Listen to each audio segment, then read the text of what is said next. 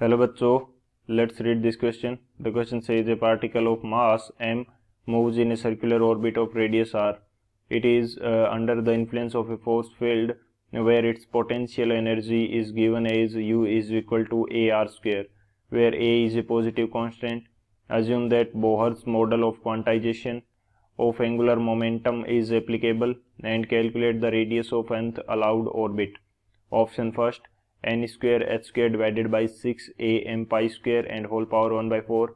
Option second, n square h square divided by 8 a m pi square and whole power 1 by 4. Option third, n square h square divided by 4 a m pi square whole power 1 by 4. And option fourth, n square h square divided by 2 a m pi square and whole power 1 by 4.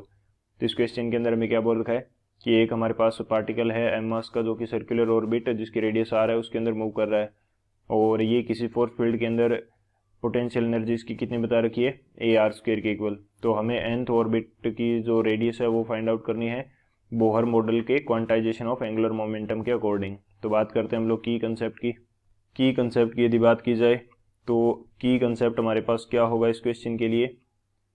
की concept सबसे पहले तो हम यही देखेंगे first की concept के अंदर कि अकॉर्डिंग टू बोहर मॉडल जो क्वांटाइजेशन ऑफ एंगुलर मोमेंटम होता है वो क्या होता है।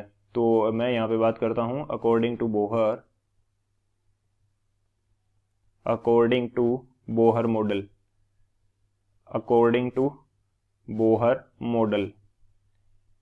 मॉडल के अकॉर्डिंग जो हमारे पास एंगुलर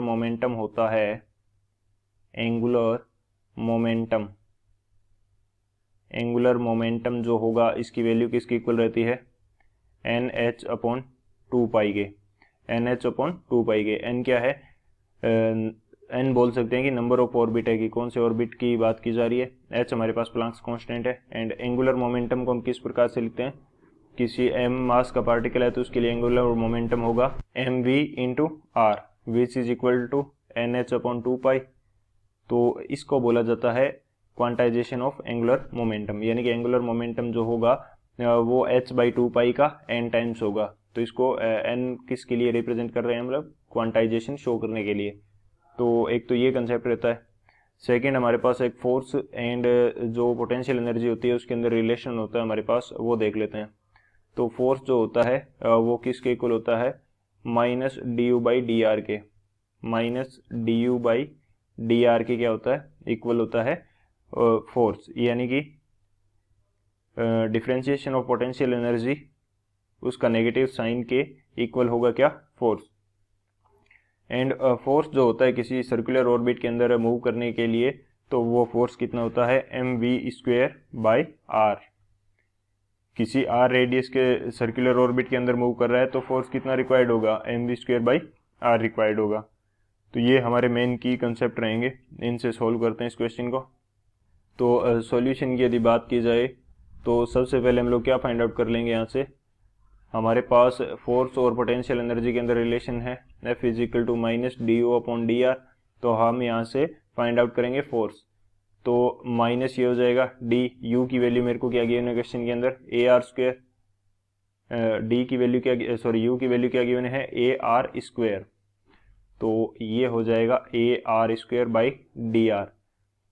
तो जब ये डिफ्रेंशिएशन करेंगे तो ये तो पॉजिटिव कांस्टेंट है, कांस्टेंट बाहर आ जाएगा माइनस ए, और इसका डिफ्रेंशिएशन कितना आ जाएगा मेरे पास, इसका डिफ्रेंशिएशन आ जाएगा मेरे पास टू टाइम्स ऑफ आर।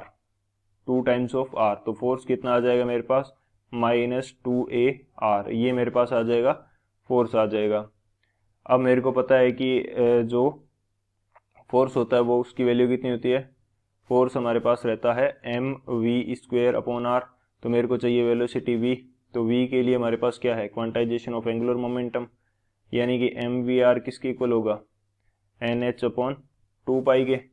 तो यहाँ से मैं वी निकाल सकता हूँ, वी निकालूंगा तो मेरे पास कितना आ जाएगा, एन एच अपॉन टू पाई एम आर, ये आ गया। अब मेरे को इसकी स्क्वायर पुट करनी है वहाँ पे। फोर्स की वैल्यू मेरे पास आ रही है minus two times of A R, लेकिन हम यहाँ पे फोर्स की वैल्यू, नेगेटिव साइन किसको रिप्रेजेंट कर रहा है, डायरेक्शन ऑफ फोर्स। हम यहाँ पे क्या लेंगे, मैग्नीट्यूड लेंगे। तो फोर्स का मैग्नीट्यूड कितना होगा, ओनली मैग्नीट्यूड हो जाएगा टू ए आर। तो सो यहाँ से भी मैं माइनस क्या कर देता हूँ, हटा देता हूँ। तो ये वैल्यू आ गई 2AR, और m v स्क्वेयर, v की वैल्यू कितनी है NH/2πmr, कितनी है NH/2πmr, तो इसका स्क्वायर कितना हो जाएगा, स्क्वायर हो जाएगा मेरे पास n square h square divided by 4 square m square और r स्क्वायर। r तो मेरे को फाइंड आउट करनी है, तो इसको मैं दूसरी साइड ले जाता हूँ, इसको क्या करूँगा, दूसरी साइड ले जाऊँगा।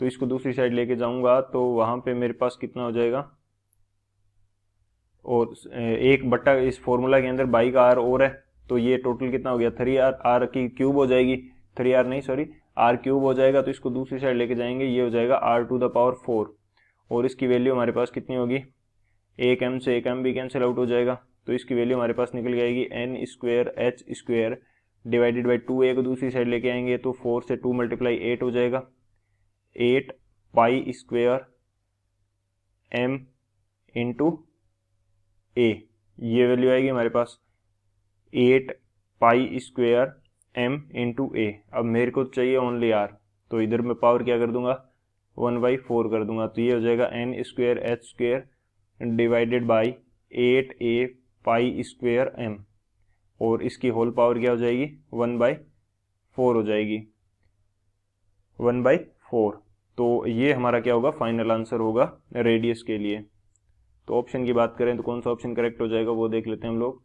तो ऑप्शन जो हमारा बी है n square h square by 8a m pi square and whole power 1/4, ये हमारा करेक्ट होगा। So option B is the final answer. I hope you understood it well. Best of luck. Thank you.